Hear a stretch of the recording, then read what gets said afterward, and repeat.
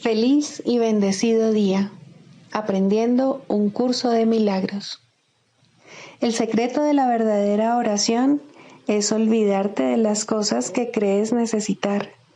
Pedir algo específico es igual que ver el pecado primero y luego perdonarlo. Del mismo modo, al orar pasas por alto tus necesidades específicas, tal como las ves, y las dejas en manos de Dios. Ahí se convierten en los regalos que le haces, pues le dicen que no antepondrás otros dioses a Él, ni que quieres otro amor que el suyo. Este libro es un comienzo, no un final.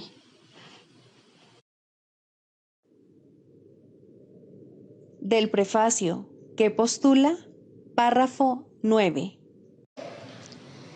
La percepción es una función del cuerpo y por lo tanto supone una limitación de la conciencia. La percepción ve a través de los ojos del cuerpo y oye a través de sus oídos. Produce las limitadas reacciones que éste tiene. El cuerpo aparenta ser, en gran medida, automotivado e independiente, mas en realidad solo responde a las intenciones de la mente. Si la mente lo utiliza para atacar, sea de la forma que sea, el cuerpo se convierte en la víctima de la enfermedad, la vejez y la decrepitud.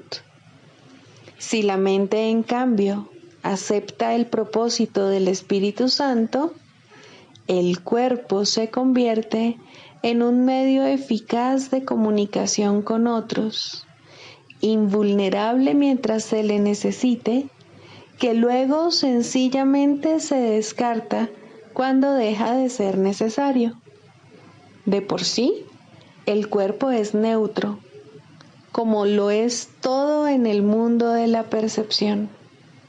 Utilizarlo para los objetivos del ego o para los del Espíritu Santo depende enteramente de lo que la mente elija. Introducción. Este es un curso de milagros. Es un curso obligatorio. Solo el momento en que decides tomarlo es voluntario.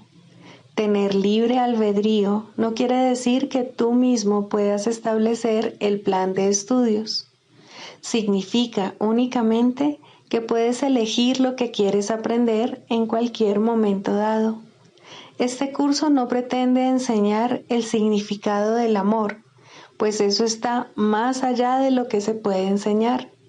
Pretende, no obstante, despejar los obstáculos que impiden experimentar la presencia del amor, el cual es tu herencia natural. Lo opuesto al amor es el miedo, pero aquello que todo lo abarca no puede tener opuestos. Este curso puede, por lo tanto, resumirse muy simplemente de la siguiente manera. Nada real puede ser amenazado. Nada irreal existe. En esto radica la paz de Dios. Capítulo 1. El significado de los milagros. Primero, principios de los milagros. Principio 47. El milagro es un recurso de aprendizaje que reduce la necesidad del tiempo. Establece un intervalo temporal fuera de lo normal que no está sujeto a las leyes usuales del tiempo. En ese sentido, es intemporal. Capítulo 24. El deseo de ser especial. 4. Ser especial en contraposición a ser impecable. Ser especial implica una falta de confianza en todo el mundo excepto en ti mismo. Depositas tu fe exclusivamente en ti.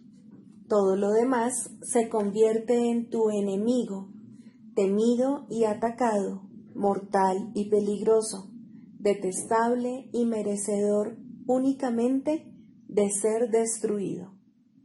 Cualquier gentileza que este enemigo te ofrezca no es más que un engaño, pero su odio es real.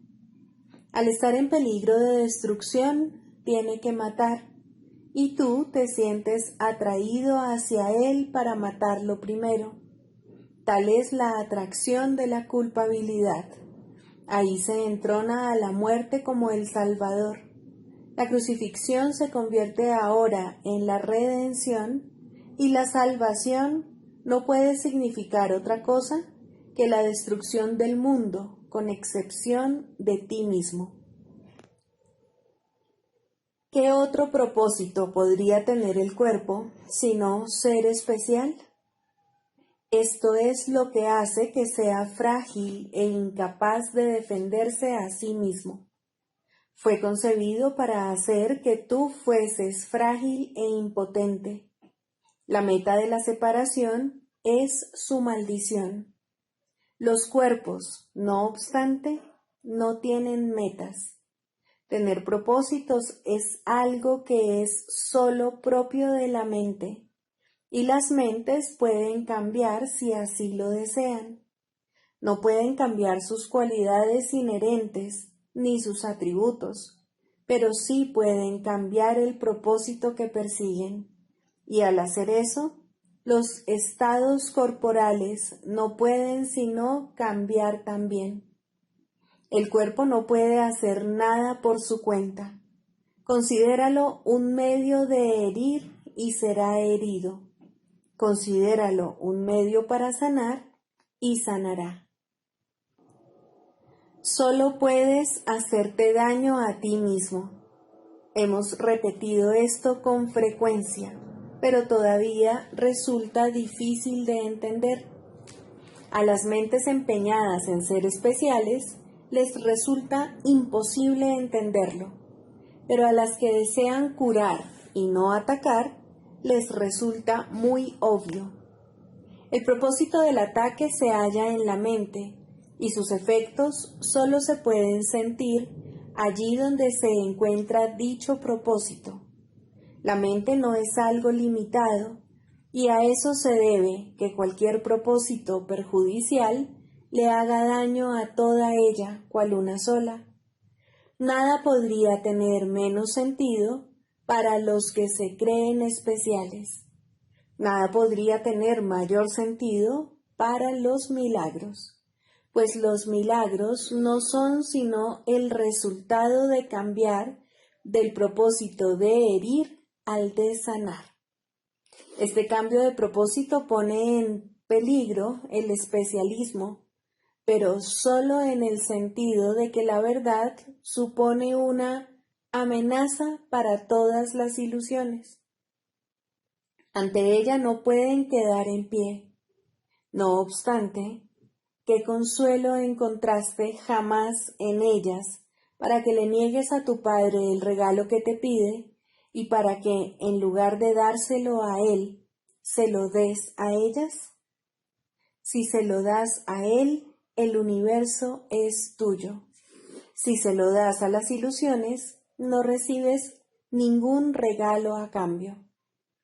Lo que le has dado a tu especialismo te ha llevado a la bancarrota, dejando tus arcas yermas y vacías, con la tapa abierta, invitando a todo lo que quiera perturbar tu paz a que entre y te destruya.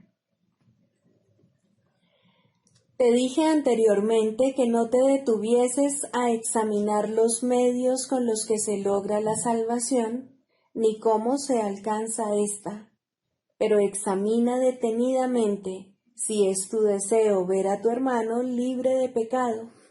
Para todo aquel que se cree especial, la respuesta tiene que ser no. Un hermano libre de pecado es enemigo de su especialismo, mientras que el pecado, de ser posible, sería su amigo. Los pecados de tu hermano justificarían tu especialismo y le darían el significado que la verdad le niega. Todo lo que es real proclama que él es incapaz de pecar. Todo lo que es falso proclama que sus pecados son reales.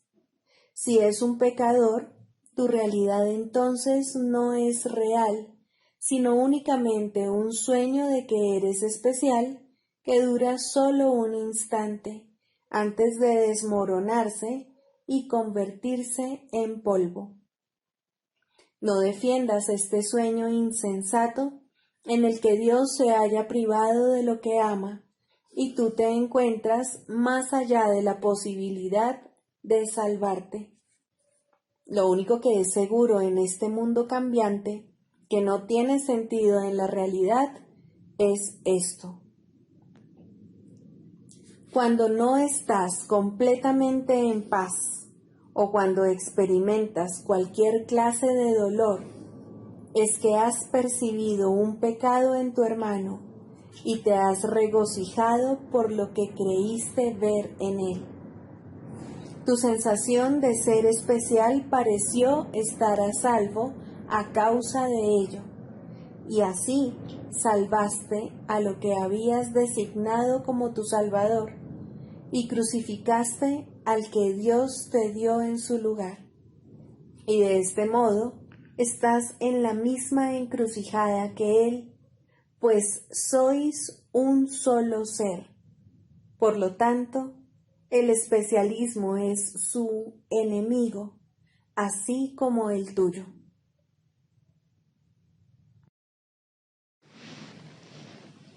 Libro de ejercicios, lección 165.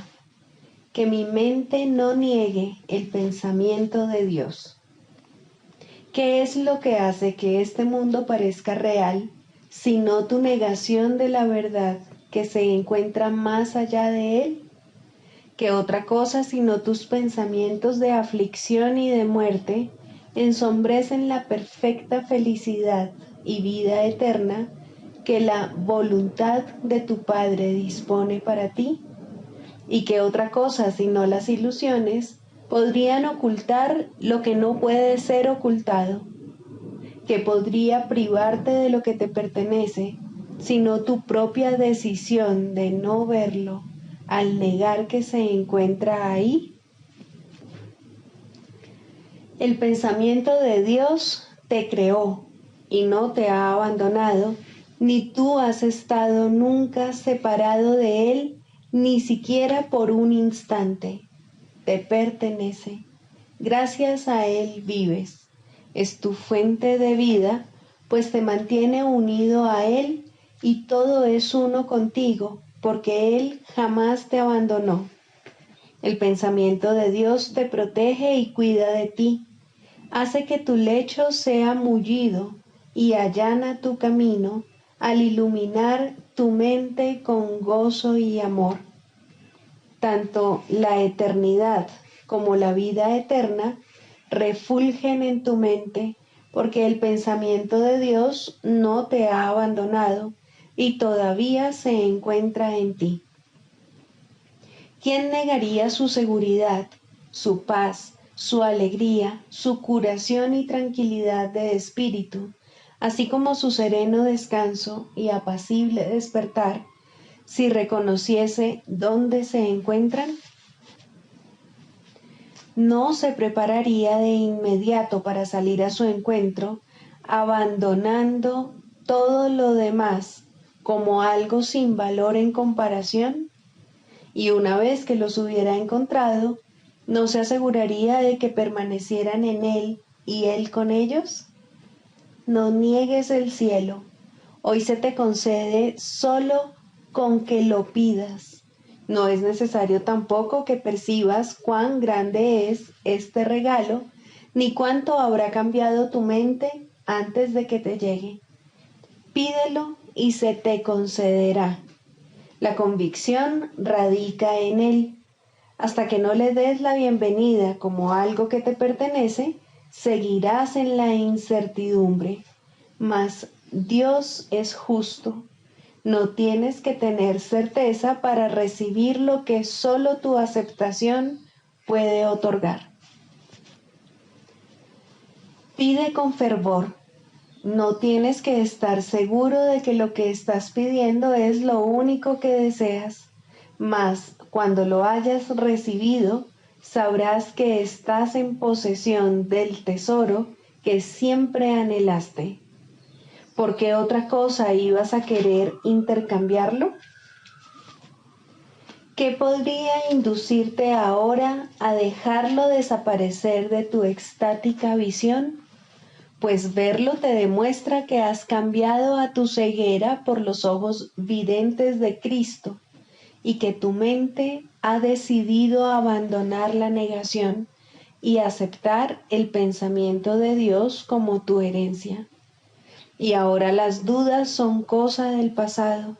El final de la jornada es indudable y se te ha concedido la salvación. Ahora el poder de Cristo mora en tu mente para que puedas curar tal como fuiste curado, pues ahora te encuentras entre los salvadores del mundo. Ese es tu único destino. ¿Consentiría Dios acaso que su Hijo permaneciese eternamente hambriento por haberse negado a sí mismo el sustento que le es menester para poder vivir? La abundancia mora en él y la privación no puede separarlo del amor vivificante de Dios ni de su hogar. Practica hoy lleno de esperanza, pues tener esperanzas está ciertamente justificado. Tus dudas no tienen sentido, pues Dios goza de perfecta certeza y el pensamiento de Él nunca está ausente. La certeza no puede sino morar en ti, que eres su anfitrión. Este curso elimina toda duda que hayas interpuesto entre Él y tu certeza acerca de Él. Contamos con Dios, no con nosotros mismos, para que nos dé certeza.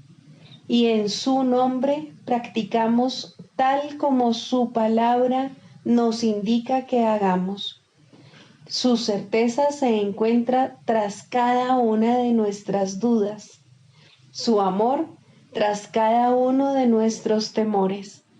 El pensamiento de Él todavía se encuentra en nuestras mentes, más allá de todo sueño, tal como su voluntad dispone.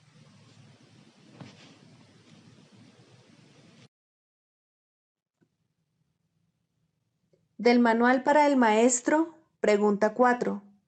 ¿Cuáles son las características de los maestros de Dios? 4.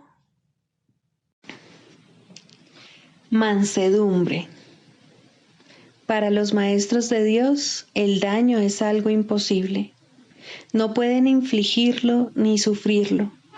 El daño es el resultado de juzgar. Es el acto deshonesto que sigue a un pensamiento deshonesto. Es un veredicto de culpabilidad contra un hermano y por ende contra uno mismo. Representa el fin de la paz y la negación del aprendizaje. Demuestra la ausencia del plan de aprendizaje de Dios y el hecho de haber sido sustituido por la demencia. Todo maestro de Dios tiene que aprender, y bastante pronto en su proceso de formación, que hacer daño borra completamente su función de su conciencia. Hacer daño le confundirá y le hará abrigar sospechas y sentir ira y temor. Hará que le resulte imposible aprender las lecciones del Espíritu Santo. Tampoco podrá oír al Maestro de Dios, quien solo puede ser oído por aquellos que se dan cuenta de que hacer daño, de hecho, no lleva a ninguna parte y de que nada provechoso puede proceder de ello. Los maestros de Dios, por lo tanto, son completamente mansos. Necesitan la fuerza de la mansedumbre, pues gracias a ella, la función de la salvación se vuelve fácil. Para los que hacen daño, llevar a cabo dicha función es imposible. Pero para quienes el daño no tiene significado, la función de la salvación es sencillamente algo natural. ¿Qué otra elección sino esta tiene sentido para el que está en su sano juicio? ¿Quién, de percibir un camino que conduce al cielo, elegiría el infierno? ¿Y quién elegiría la debilidad que irremediablemente resulta de hacer daño cuando puede elegir la fuerza infalible, todo abarcante e ilimitada de la mansedumbre? El poder de los maestros de Dios radica en su mansedumbre, pues han entendido que los pensamientos de maldad no emanan del Hijo de Dios ni de su Creador. Por lo tanto, unen sus pensamientos a aquel que es su fuente, y así su voluntad, que siempre fue la de Dios, queda libre para ser como es.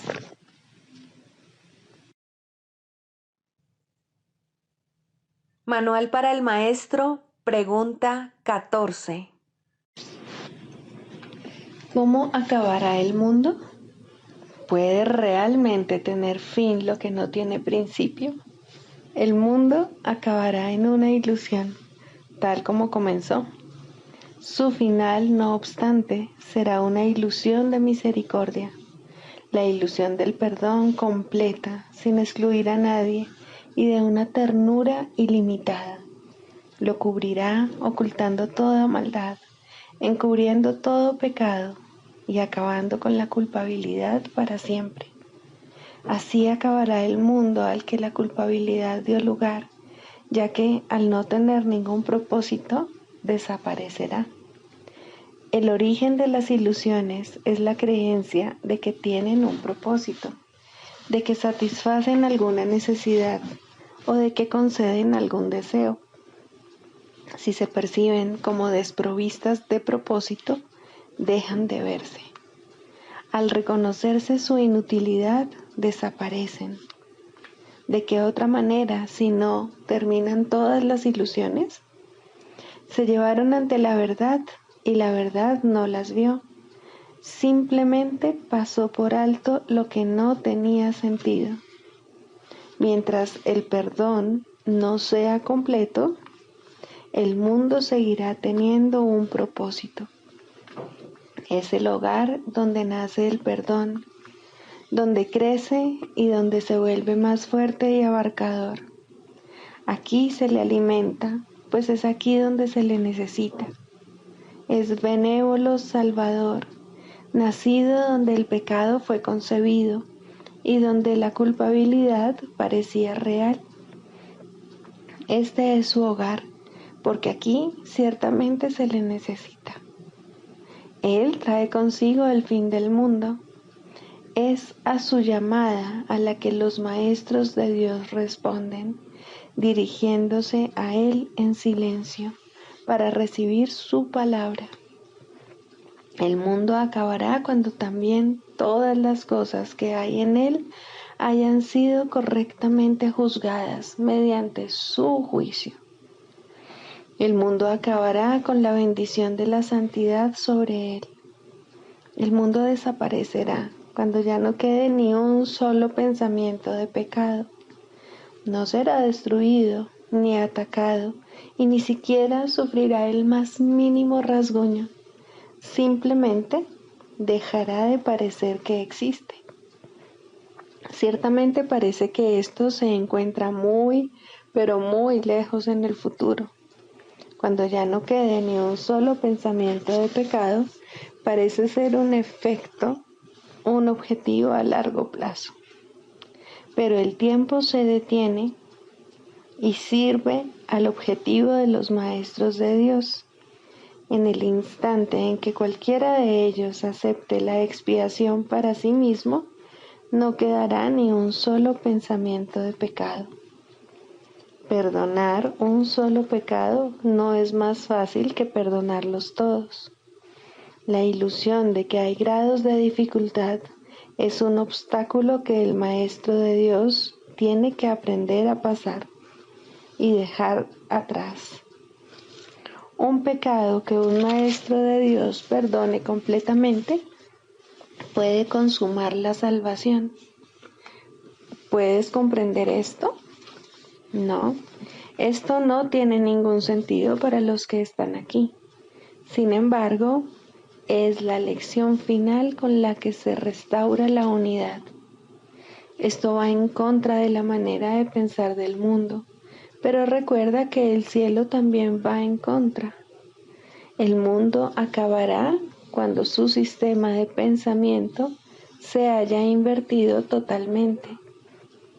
Hasta entonces, algunos fragmentos de su totalidad darán todavía la impresión de tener sentido. La lección final, que trae consigo el fin del mundo, no puede ser captada por aquellos que aún no están preparados para abandonar el mundo e ir más allá de su limitado alcance. ¿Cuál es entonces la función del Maestro de Dios con respecto a esta lección final? Simplemente tiene que aprender cómo considerarla y estar dispuesto a encaminarse en esta dirección. Necesita confiar simplemente en que si Dios le dice que esta es una lección que él puede aprender, es porque la puede aprender. No juzga si es difícil o fácil. Su maestro se la señala y él confía en que él le enseñará cómo aprenderla. El mundo acabará con alegría porque es un lugar triste. Cuando la alegría haya llegado, el propósito del mundo habrá terminado. El mundo acabará en paz, porque es un campo de batalla. Cuando la paz haya llegado, ¿qué propósito podrá tener el mundo? El mundo acabará entre risas, porque es un valle de lágrimas. ¿Quién puede seguir llorando allí donde hay risa? Y solo el completo perdón da lugar a todo esto para bendecir al mundo. El mundo partirá en bendiciones, pues no acabará como comenzó. Convertir el infierno en cielo es la función de los maestros de Dios, porque lo que enseñan son lecciones que reflejan al cielo. Siéntete ahora por un momento con verdadera humildad y date cuenta de que puedes hacer todo lo que Dios desea que hagas. No seas arrogante, ni digas que no puedes aprender su programa de estudios. Su palabra afirma lo contrario. Su voluntad se hará, no puede ser de otra manera. Y da gracias de que así sea.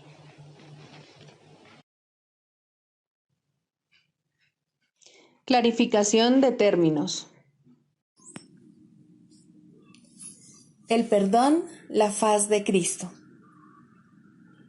El perdón es el medio que nos lleva a Dios y que nos permite alcanzarle, mas es algo ajeno a Él. Es imposible concebir que algo creado por Él pueda necesitar perdón. El perdón, entonces, es una ilusión, pero debido a su propósito, que es el del Espíritu Santo, hay algo en ella que hace que sea diferente. A diferencia de las demás ilusiones, nos aleja del error en vez de acercarnos a él.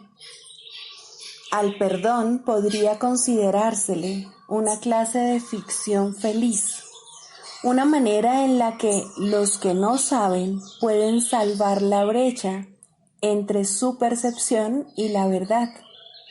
No pueden pasar directamente de la percepción al conocimiento, porque no creen que esa sea su voluntad. Esto hace que Dios parezca ser un enemigo en lugar de lo que realmente es, y es precisamente esta percepción de mente la que hace que no estén dispuestos a simplemente ascender y retornar a Él en paz. Y de este modo necesitan una ilusión de ayuda. porque se encuentran desvalidos, un pensamiento de paz porque están en conflicto. Dios sabe lo que su Hijo necesita antes de que Él se lo pida. Dios no se ocupa en absoluto de la forma, pero al haber otorgado el contenido, su voluntad es que se comprenda, y eso basta. Las formas se adaptan a las necesidades, pero el contenido es inmutable, tan eterno como su creador. Antes de que el recuerdo de Dios pueda retornar, es necesario ver la faz de Cristo. La razón es obvia. Para ver la faz de Cristo se requiere percepción. El conocimiento no es algo que se pueda ver, pero la faz de Cristo es el gran símbolo del perdón, es la salvación, es el símbolo del mundo real. El que la ve deja de ver el mundo.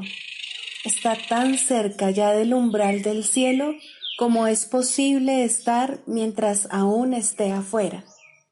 Mas desde ahí, un paso más basta para entrar. Es el paso final y ese se lo dejamos a Dios.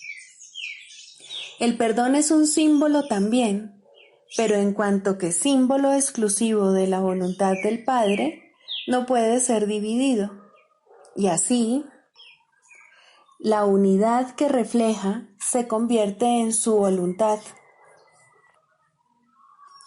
Eso es lo único que aún está en el mundo en parte y que, al mismo tiempo, es el puente que conduce al cielo. La voluntad de Dios es lo único que existe. Lo único que podemos hacer es pasar de la nada al todo, del infierno al cielo. ¿Es esto una jornada? No, en verdad no lo es, pues la verdad no va a ninguna parte. Pero las ilusiones cambian según el lugar o la época. El paso final no es más que otro cambio. Por ser una percepción, es en parte irreal. Sin embargo, esa parte desaparecerá. Lo que entonces quedará será la paz eterna y la voluntad de Dios. Ahora ya no hay deseos, pues los deseos cambian. Incluso lo que una vez se deseó puede volverse indeseable. Esto es así porque el ego jamás puede estar en paz, pero la voluntad es constante por ser el don de Dios, y lo que Él da es siempre como Él mismo. Este es el propósito de la faz de Cristo. Es el regalo de Dios para la salvación de su Hijo. Contempla únicamente esto y habrás sido perdonado. Cuán hermoso se vuelve el mundo en ese instante en el que ves la verdad acerca de ti mismo reflejada en él. Ahora estás libre de pecado y contemplas tu impecabilidad. Ahora eres santo y así lo percibes. Y ahora la mente retorna a su Creador, la unión de Padre e Hijo, la unidad de unidades que se encuentra detrás de toda unión, aunque más allá de todas ellas. No se ve a Dios, sino que únicamente se le comprende. No se ataca a su Hijo, sino que se le reconoce.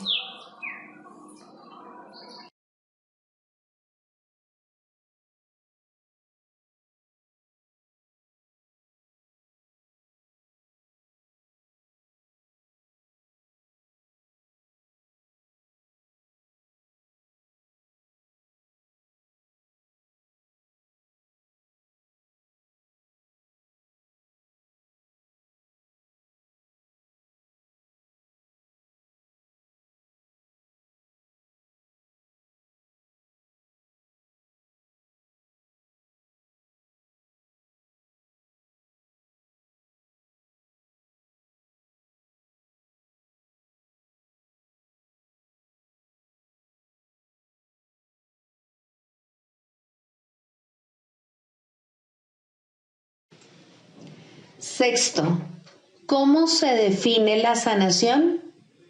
El proceso de la psicoterapia, pues, se puede definir simplemente como perdón, pues no hay sanación que pueda ser otra cosa.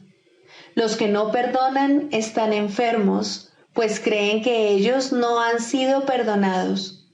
El asirse a la culpa, el abrazarla estrechamente y cuidarla, el protegerla con amor y el mantener en alerta su defensa, todo esto no es otra cosa que una implacable negativa a perdonar. Dios no puede entrar aquí, repiten los enfermos una y otra vez mientras lamentan su pérdida y, sin embargo, se regocijan en ella. La sanación ocurre a medida que un paciente comienza a escuchar el canto fúnebre que entona y a cuestionar su validez. Hasta que no lo escuche, no puede entender que es él quien se lo canta a sí mismo. Escucharlo es el primer paso en la recuperación. Cuestionarlo tiene que convertirse entonces en su elección.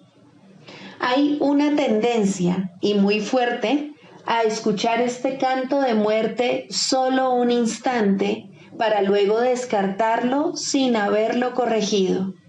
Estas conciencias fugaces representan las muchas oportunidades que se nos dan literalmente para cambiar de melodía.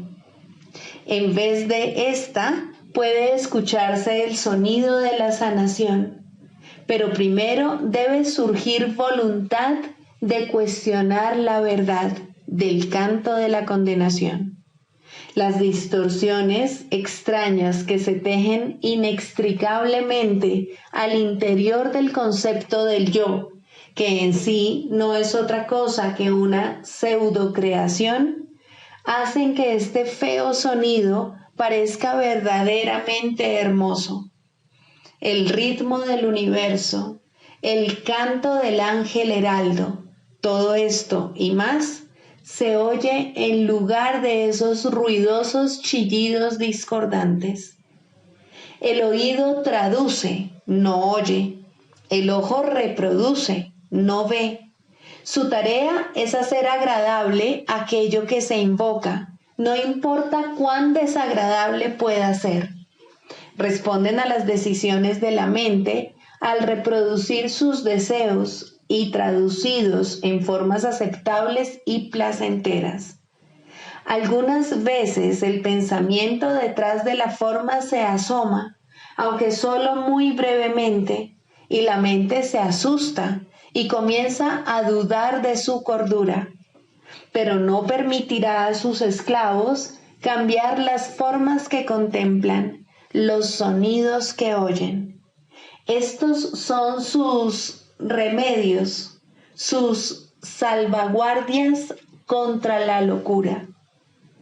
Estos testimonios que traen los sentidos tienen un solo propósito: justificar el ataque y de esta manera conservar la falta de perdón sin reconocerla como lo que es. Cuando se la ve sin disfraz, resulta intolerable. Sin protección no podría soportarse. Aquí se atesoran todas las enfermedades, pero sin reconocer que es así. Pues cuando no se reconoce una falta de perdón, la forma que toma parece ser algo distinto. Y ahora es ese algo distinto lo que parece aterrorizar. Pero no es el algo distinto lo que se puede sanar. No está enfermo y no necesita remedio.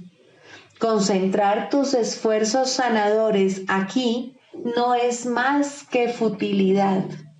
¿Quién puede sanar lo que no está enfermo y aliviado? La enfermedad toma muchas formas y lo mismo hace la falta de perdón. Las formas de una solo reproducen las formas de la otra, pues son la misma ilusión. Tan fielmente la una se traduce en la otra que un estudio cuidadoso de la forma de una enfermedad revelará con bastante claridad la forma de falta de perdón que representa. Sin embargo, ver esto no efectuará una sanación. Eso se logra mediante un solo reconocimiento, que solo el perdón sana una falta de perdón, y solo una falta de perdón puede ser el origen de cualquier clase de enfermedad. Esta comprensión es la meta final de la psicoterapia. ¿Cómo se alcanza? El terapeuta ve en el paciente todo lo que no ha perdonado en sí mismo y de esta manera se le da otra oportunidad de mirarlo, someterlo a una nueva evaluación y perdonarlo. Cuando esto ocurre, ve cómo desaparecen sus pecados en un pasado que ya no está aquí. Hasta que lo haga, tiene que pensar que el mal lo asedia aquí y ahora. El paciente es la pantalla para la proyección de sus pecados, lo cual hace posible que se deshaga de ellos. Pero si llega a retener una mancha de pecado en lo que mira, su liberación es parcial y no será segura. Nadie se cura solo. Este es el alegre canto que la salvación entona a todo el que oye su voz. Esta afirmación no puede ser recordada con demasiada frecuencia por todos los que se vean a sí mismos como terapeutas. Sus pacientes solo se pueden ver como portadores de perdón, pues son ellos quienes vienen a demostrar su impecabilidad ante ojos que aún creen que el pecado se encuentra ahí para que lo vean. Pero la prueba de la impecabilidad, vista en el paciente y aceptada en el terapeuta, le ofrece a la mente de ambos un pacto en el cual se encuentran y unen y son uno. El canto de la oración. 3. La curación. Introducción. La oración tiene ayudantes y testigos que hacen más llevadero y seguro el empinado ascenso, aliviando el dolor causado por el miedo y ofreciendo consuelo y promesas de esperanza. Testigo del perdón y ayudante en la oración, dadora de la certeza de que finalmente alcanzarás la meta, eso es la curación. Su importancia no debe enfatizarse demasiado, pues la curación es una señal o símbolo de la fuerza del perdón y tan solo un efecto o sombra de un cambio de parecer con respecto a la meta de la oración.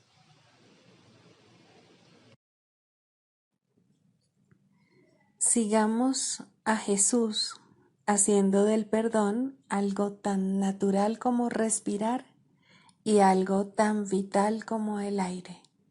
Amén.